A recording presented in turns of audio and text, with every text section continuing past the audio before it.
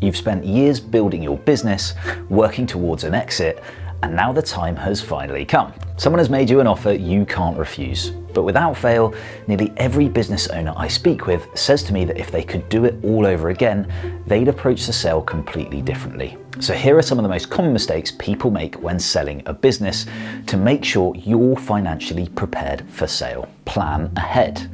Most business owners calculate what they want to sell their business for using a multiple of profits. But how much do you actually need to live on?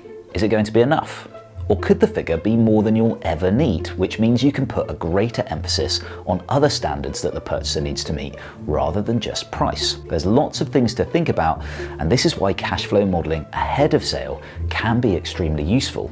It can give you a really clear idea of exactly what level of income the proceeds of a sale might provide, and the impact that any other capital expenditures or gifts you want to make might have on your long-term plan. That can give you a solid idea of exactly how much you need the business to sell for and potentially put you on strong negotiating ground. Be mindful of inheritance.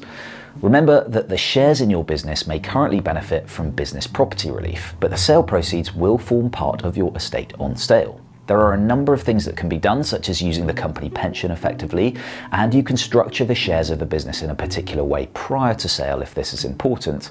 All too commonly, this is just an afterthought, and you could really miss out if you aren't careful. Take time to work out what's next. Lots of business owners seem to think that once they've sold the business, they'll just sail off into the sunset for 40 years and enjoy life. But actually, it might come as a bit of a shock to the system. It's going to be a real mindset change. For years, you've been working tirelessly towards something, and now you'll be drawing your money down rather than building it up. It's not just a financial mindset shift though.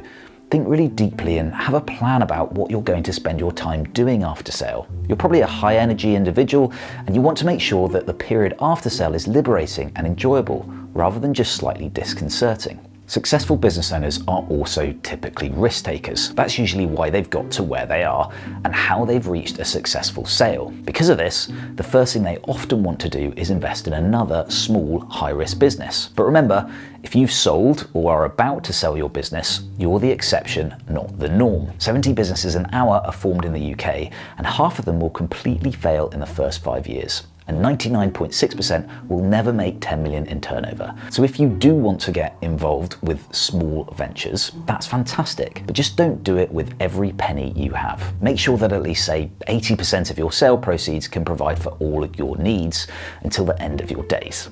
Get that 80% invested and looked after by a professional, then you'll know it's in safe hands and you can go and take as much risk as you like with the remaining 20%. If it goes wrong, it won't materially impact your lifestyle. So if you're about to sell your business or have just sold, don't fall into these really common traps. Because remember, your money really does matter.